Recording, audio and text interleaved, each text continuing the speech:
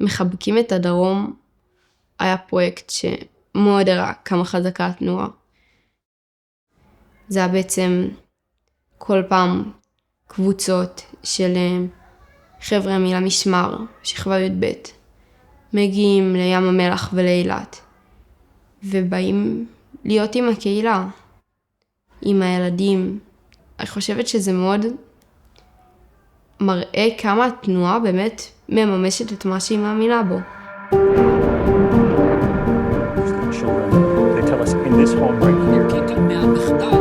כמובן את אגף המודיעין.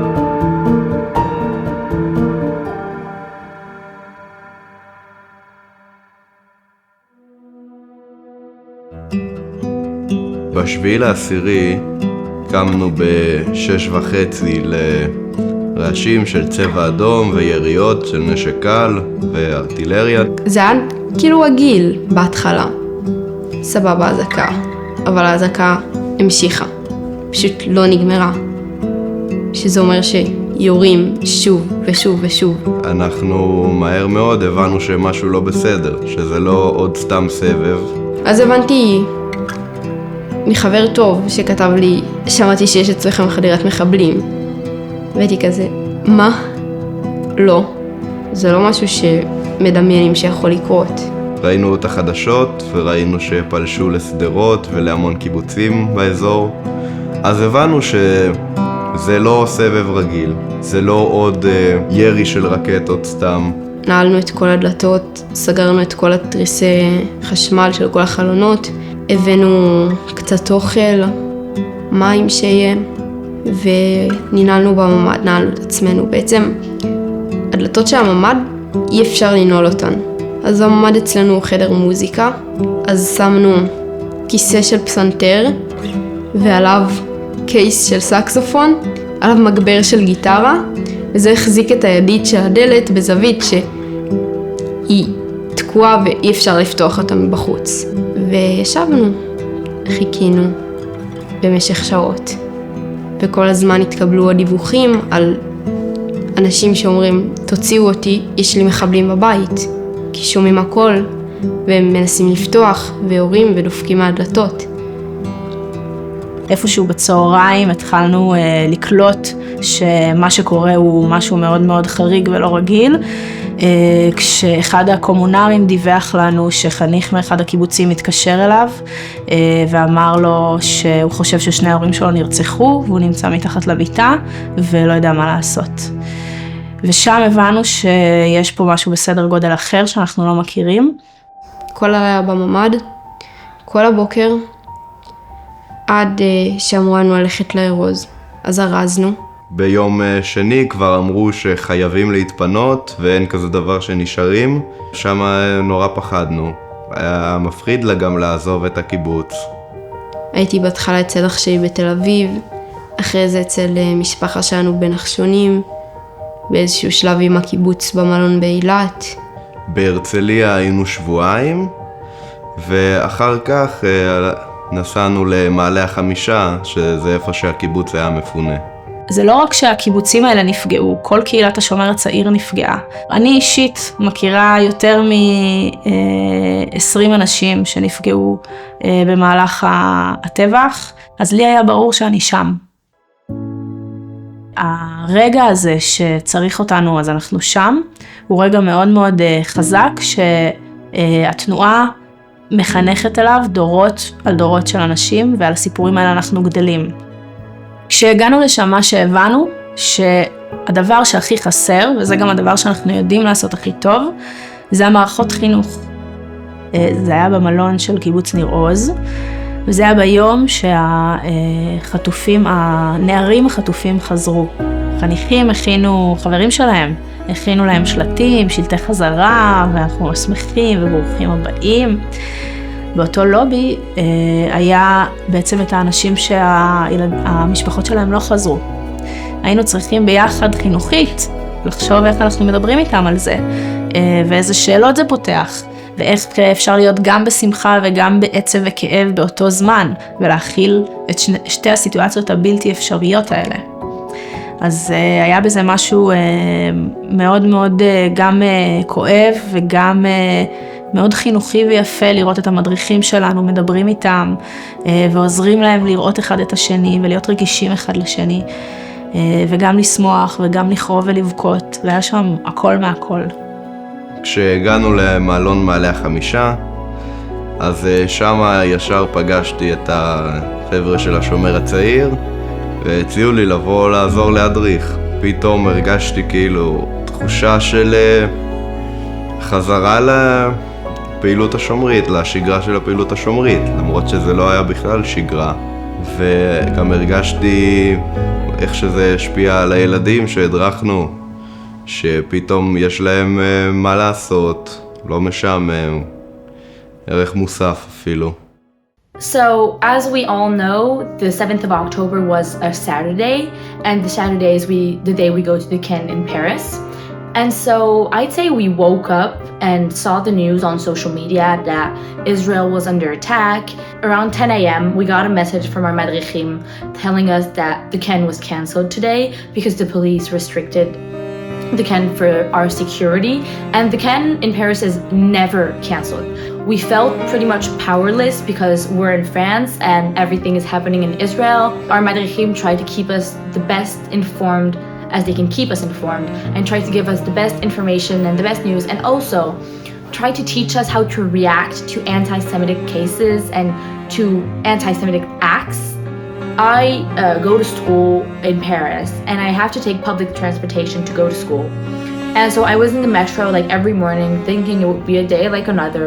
And my mom always told me, take off your Magen David, take off everything that where people can see you are Jewish.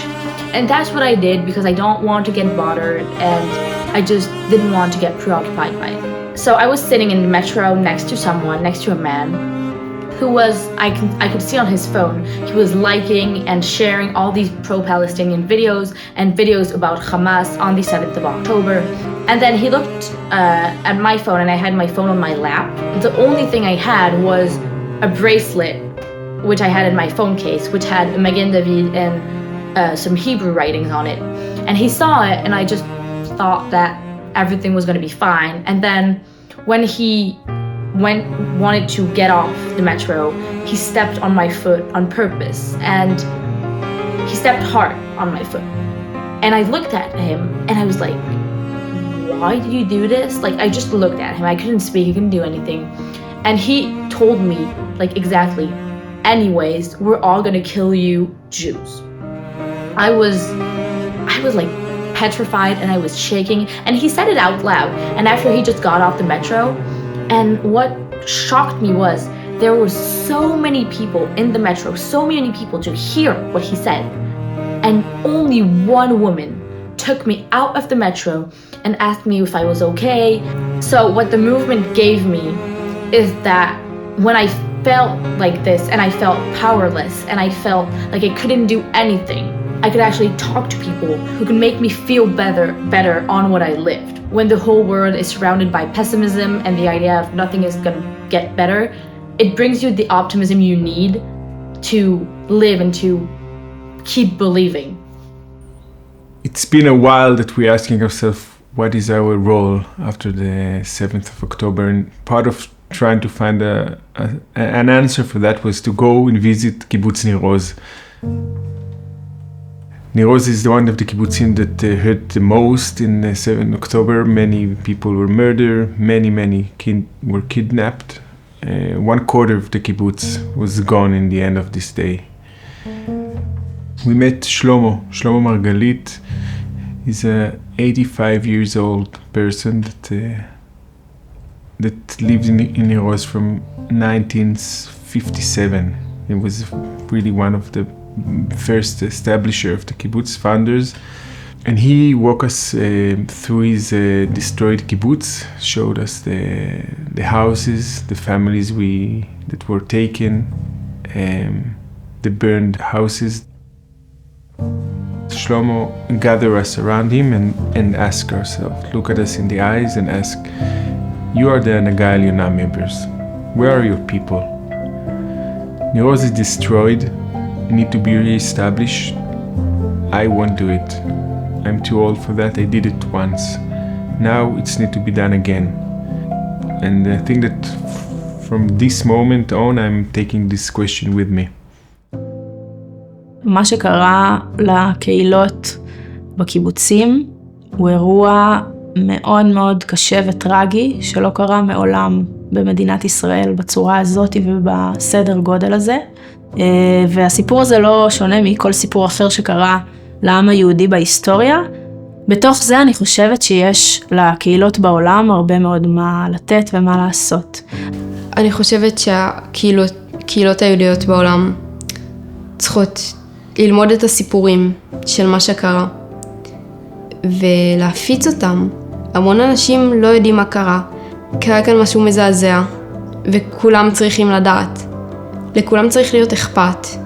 אני סיפרתי את הסיפור שלי, אבל כל אחד יש סיפור אחר. אני חושב שהתנועה העולמית ובכלל היהודים שיושבים בגולה יכולים לעזור למסע ההסברה של ישראל. כרגע רואים בעיקר את הצד השני, אבל אני חושב שכן, צריך לצאת, להפגין, להיות שם בשביל המדינה ובשביל החטופים. So if in the past Jews from the diaspora used to come here for some gap years or shnat achshara and that were focused more on self-development and leadership and having fun, well, that's no longer the situation. אנחנו צריכים שכל העם היהודי ייקח חלק במה שקורה כאן ולא יסיר את ידיו מישראל, כי ישראל היא של כל העם היהודי. What we need now is true support. We need people here that will help us build the Israeli society. We need people here that will help us to heal all that is broken. And we want Israel to live, we want Israelis to live, and we're all connected actually by Israel. And so that's why I think everyone in the world, all the Shomrim in the Shomer, are able to identify because we all have the same wish for Israel to live. We need people that we share vision and values with, that will help us to make sure that Israel will keep on being the place that we think it should be. And it's no longer a privilege, it's a real need. ולכן אנחנו צריכים גם אתכם להיות מעורבים, להיות קשורים, להגיע לכאן, לראות, לשמוע, לדבר עם ישראלים. המקום הזה הוא גם שלכם, ומגיע לכם להיות חלק ממנו ולהשפיע בתוכו. I think that the Jews in the diaspora showed in the beginning of the war how important, significant and crucial their contribution was. But now we're in a different phase and it's a much more long-term commitment that is required. And I hope and believe that in Hashomer HaTzair we will be able to answer Shlomo's question in Nir Oz and we'll be able to say, here we are. Because the decision that we will make right now, the action that we will take, will be taught and will be discussed in decades. This is historical times.